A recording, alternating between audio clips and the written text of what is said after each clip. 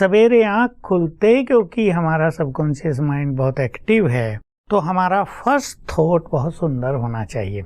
अगर हमारा first thought ये हो कि शिव बाबा आपका गुड मॉर्निंग, आप हमें मिले, आपने हमारा जीवन सफल कर दिया, आपने हमें ज्ञान अमृत पिलाया और आप हमारे हो गए, आपने हमें सब कुछ दिया, आपको बारंबार शुक्रिया, मेरे जैसा भाग्यवान कोई नहीं। बाबा से बात करते रहे, बाबा आपने तो मेरा भाग्य का सूर्य चमका दिया, आपको पाकर तो हमारे भाग्य ने करवट बदली है, और आप वाह हम पे मेहरबान हुए, हमें ही कलम दे दी, लो लिखो अपना भाग्य जितना चाहिए, खींचो लाइनें अपने भाग्य की। कितना हमारा सुंदर भाग्य, भगवान मेहरबान हुआ, कलम ही थमा दी। हम तो सोचते थे भगवान या माँ सरस्वती कहीं बैठ के हमारे भाग्य को लिखते होंगे, वाह तुमने तो हमें ही कलम थमा दी। बस भी करते रहे और ये संकल्प करते रहे, क्योंकि अन्यथा क्या होगा, 10 मिनट हम तैयार होने में बिता देंगे और 10 मिनट तक हमारा सबकॉन्शियस माइंड एक्टिव होता है, फिर वो इनएक्टिव हो जाएगा, सो जाएगा, जागृत नहीं रहेगा।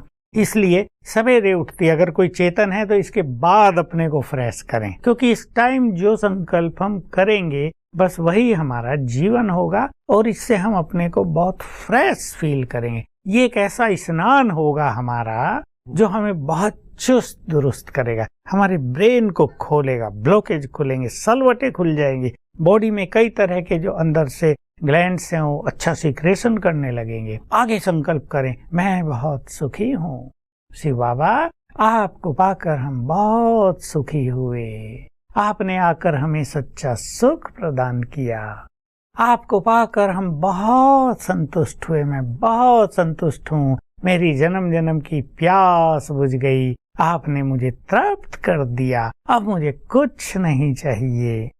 फिर संकल्प करें, मैं मास्टर सर्वशक्तिवान हूँ, मैं बहुत धनवान हूँ, बहुत उमंग से मैं बहुत धनवान हूँ। लेकिन ये बात बाहर से ना हो जाए, अंदर से निकले। ऐसे नहीं घर में तो चूहे कूद रहे हैं और पेट में भी चूहे कूदते रहते हैं, चूहों को भी दाने नहीं मिलते और तुम कह रहे हे प्रभु मैं बहुत धनवान हूँ। धन है हमारे पास ज्ञान का, धन है हमारे पास सुख शांति प्रेम का, धन है हमारे पास सद्गुणों का, शक्तियों का, हमारे पास बहुत बड़ा खजाना है महान संकल्पों का। आप धनवानों को देख लीजिए, चेहरों पे खुशी नहीं, जीवन में शांति नहीं, लगता है ये धन तो बेकार है। असली धन, और धन भी बहुत दिया है।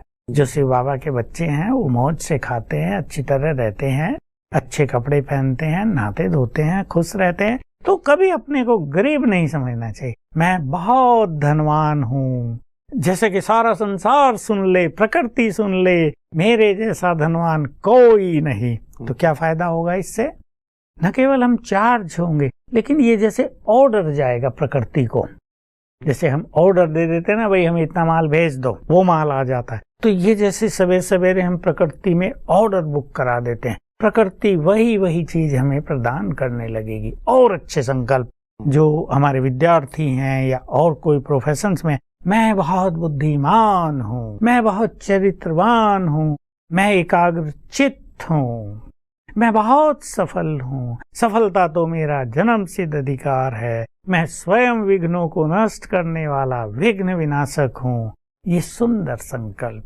और जिनका योग नहीं लगता, अरे क्या करेंगे, उठ के योग तो लगता ही नहीं है, छोड़ो इसे तो सो ही जाओ, तो ये नहीं, मैं श्रेष्ठ योगी हूँ। शिव बाबा हे ज्ञान सागर, हे योगेश्वर, तुमने स्वयं आकर मुझे राजयोग सिखाया, तुमने मुझे महान योगी बनाया, मैं श्रेष्ठ योगी हूँ, राज ऋषि हूँ, मैं महान हूँ, मैं स्थिर बुद्धि हूँ, तुमने मुझे दिव्य बुद्धि प्रदान की है, मेरे पास तुम्हारी दिव्य बुद्धि की सौगात है, मेरा माइंड तो मेरा फ्रेंड है, तुमने मुझे सुंदर मन दिया। और उठते ही जैसे सुंदर विचार करेंगे ना, मैं बहुत भाग्यवान हूँ, या मेरे को आपने दिव्य बुद्धि दी है, हे प्रभु आपने मुझे सब कुछ दिया, आपको बारंबार शुक्रिया। तो विचारों की एक सुंदर चेन बन जाएगी। होता क्या, अगर उठते ही हमने 2-4 निगेटिव वेस्ट थॉट कर लिए तो उनकी चेन बन जाती है, फिर उसको कंट्रोल करना मुश्किल है, क्योंकि वो सबकॉन्शियस माइंड में जाने लगेगा फिर। इसलिए लिख लें अच्छे संकल्प, 2-4 दिन करें, एक बार करें, दूसरी बार करें, तीसरी बार, 3 बार तो अवश्य करें, तो इसका इफेक्ट जीवन पर बहुत बहुत सुंदर पड़ेगा। जो लोग मेडिटेशन नहीं करते वो भी ये सुंदर विचार कर सकते हैं। जी। इसमें कोई मेडिटेशन की बात ही नहीं, ये अपने विचारों को महान करने का तरीका है, ये अपने भाग्य को संवारने की विधि है, ये अपने ब्रेन को डिवाइन करने का एक सुंदर मेथड है। और हमारे सभी ब्रह्मा कुमार कुमारियां जो राजयोग का अभ्यास करते हैं उन्हें भी ये सीख लेना है सबको, क्योंकि योग ऐसा सब्जेक्ट है जिसमें मनुष्य को रोज गाइडेंस की जरूरत पड़ती है। ये सब्जेक्ट ही ऐसा है, संसार की सबसे गुह्यतम विद्या है। कि कोई कहेंगे हमारा 15 दिन योग बहुत अच्छा चला, अगले दिन से डाउन होने लगा, हमारी समझ में नहीं आया। एक ग्रुप आया था, बहनें आज कह रही थी हमारा 3 दिन योग बहुत अच्छा चलता है, 4 दिन चलता ही नहीं, पता नहीं क्या होता है हमें। जब हम ज्ञान में आए हमने बहुत अच्छा योग किया, अचानक जो ब्लॉकेज आई तो अब तक वो खुल ही नहीं रही। तो इसलिए योग ऐसा सब्जेक्ट है, इसमें मनुष्य को गाइडलाइन की बहुत जरूरत पड़ती है। तो हम कुछ चीजें यहाँ कर रहे हैं। पहली चीज, जब हम योग में बैठें एक सुंदर लक्ष्य को लेकर बैठेंगे। आज मुझे योग में ये करना है, 2-4 बातें जी। ऐसे ही हम बैठते हैं, चलो भाई शिव बाबा से योग लगाना, तो बस या तो नींद आएगी या संकल्प इधर उधर भाग जाएंगे। आज मुझे अशरीरीपन का बहुत सुंदर अभ्यास करना है, आज मुझे 5 स्वरूपों के अभ्यास का आनंद लेना है, आज मुझे संसार को सकाश देनी है, आज मैं कुछ क्षण अपनी मूल स्थिति बीज रूप में स्थित हो जाऊंगा, आज मुझे बाबा से बातें करने का परम आनंद प्राप्त करना है, आज मुझे उसके प्यार को देखना है, आज मुझे जो जो प्राप्ति हुई है इस जीवन में उन्हें याद करना है, प्रभु प्रेम में मग्न हो जाना है। एक लक्ष्य बनाएंगे, एक ही नहीं 2-4, एक दिन के लिए 2-4। तो जैसे ही कोई योग में जा रहा है, जो अपने घर में बैठते हैं, बाबा का रूम बनाए हुए लोगों ने मेडिटेशन रूम, वहां बैठते हैं, बैठते ही लक्ष्य निर्धारित करें, पहले मुझे ये करना शुरू करें। मैं चमकती ज्योति यहाँ बैठी हूँ, मैंने इस तन में प्रवेश किया हुआ है, ये तन मेरा एक आधार है, माध्यम, ये मेरी आंखें, मैं आंखों द्वारा निहार रही हूँ, मैं कानों द्वारा सुनती हूँ, ये मेरे हाथ हैं, जैसे ये मेरे पैर हैं, ये मेरा देह है, पर मैं यहाँ अंदर ब्रेन के मध्य में चमकती ज्योति हूँ। और अच्छे संकल्प दें, मैं मास्टर ज्ञान सूर्य हूँ। अब आत्मा का चिंतन करें 2-4 मिनट। मैं परम पवित्र हूँ, मुझसे पवित्र किरणें फैल रही हैं, मैं शांत हूँ, मुझे शांति के वाइब्रेशंस फैल रहे हैं, मैं बहुत शक्तिशाली हूँ, मास्टर सर्वशक्तिवान हूँ। फिर और संकल्पों को आगे बढ़ाएं, स्वयं भगवान मेरा हो गया है, मेरा भाग्य एकदम जगमगा रहा है, एक दिन आएगा सारा संसार मेरे भाग्य को देखकर आनंदित होगा। शुरू में कुछ अच्छे विचारों की जरूरत है, जैसे हमने उठते ही किए, ऐसे योग में बैठने पर भी सुंदर विचार, ताकि हमारे विचार, क्योंकि क्रिएटिव एनर्जी है विचारों में, तो अगर इस तरह के विचार हम क्रिएट कर लेंगे कि हम कुछ कुछ सोचने लगते हैं, न जाने कहाँ कहाँ चले जाते हैं, वो समाप्त हो जाएंगे जी।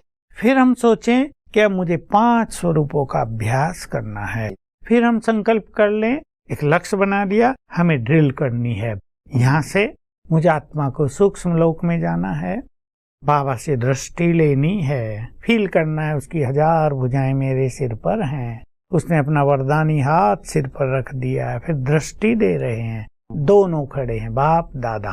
ब्रह्मा के तन में शिव बाबा बैठे हैं, मस्तक में चमक रहे हैं। फिर मैं आत्मा वहां से परम धाम गई, और परम धाम में शिव बाबा है, महाज्योति निराकार, और उसके पास नीचे मैं हूँ, उसकी किरणें मुझ में समा रही हैं।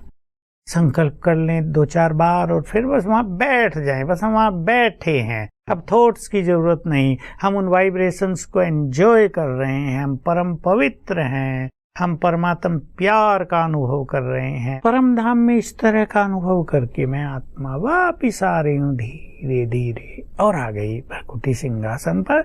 इसको स्पिरिचुअल ड्रिल कहते हैं, रूहानी ड्रिल। इसका अभ्यास करें। मैं सभी को बता देना चाहता हूँ, सभी सीख लें कि हम सर्वशक्तिवान का आह्वान करेंगे कि हे सर्वशक्तिवान, प्यार के सागर, हम आपके बच्चे आपको याद कर रहे हैं, आप अपना धाम छोड़कर आ जाओ और फिर विजुअलाइज करेंगे, फिर हम देखेंगे कि सर्वशक्तिमान महाज्योति नीचे उतर रही है, अपनी किरणें चारों ओर फैलाते हुए वे नीचे आ रहे हैं और आगे हमारे सिर के ऊपर यहाँ छत्र छाया बन गए।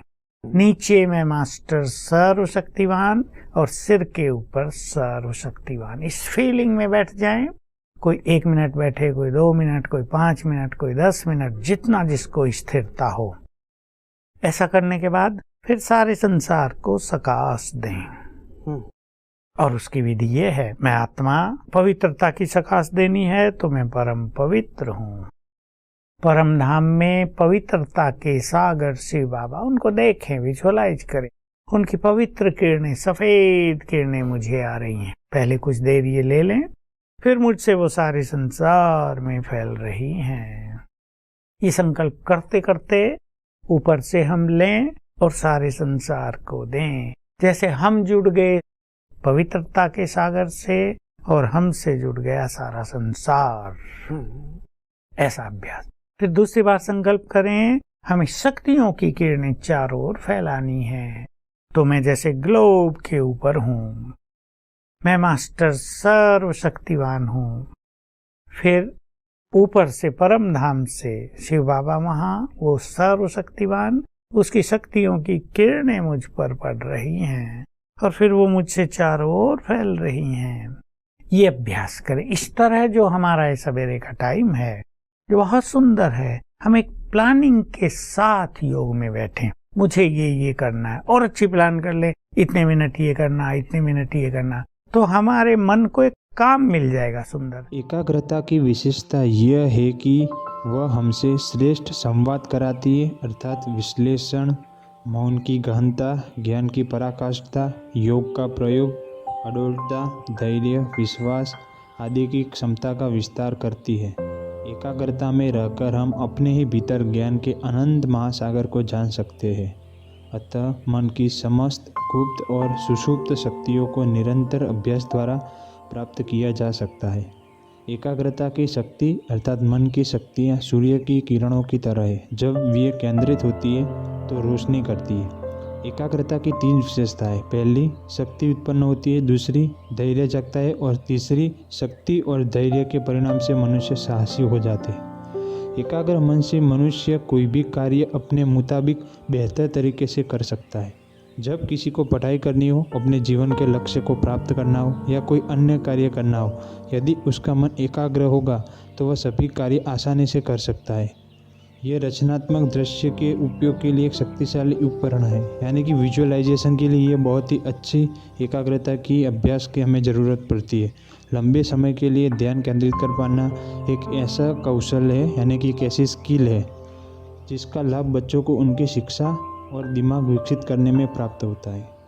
कोई भी लक्ष्य प्राप्त करने के लिए और जीवन में सफल होने के लिए एकाग्रता बेहद ज़रूरी है। एकाग्रता की क्षमता ध्यान में मानसिक निपुणता और मन की शांति प्राप्त करने में महत्वपूर्ण भूमिका निभाती है। एकाग्रता के उपयोग और लाभ और भी अनेक हैं, जैसे कि विचारों पर नियंत्रण, मन को केंद्रित करने की क्षमता, निरर्थक और खराब विचारों से मुक्ति, अपने विचारों को चुनने की क्षमता, बेहतर याददाश्त और बेहतर आत्मविश्वास, प्रबल इच्छा शक्ति और निश्चिंतता, अध्ययन करने और अधिक तेजी से समझने की क्षमता, अंदरूनी शक्ति अर्थात आत्मिक शक्ति पर विश्वास आदि आदि। ऐसी और भी एकाग्रता की बहुत विशेषता है। इसीलिए हमें एकाग्रता का अभ्यास जरूर करना चाहिए, जिससे हमारी मानसिक शांति हो जाती है।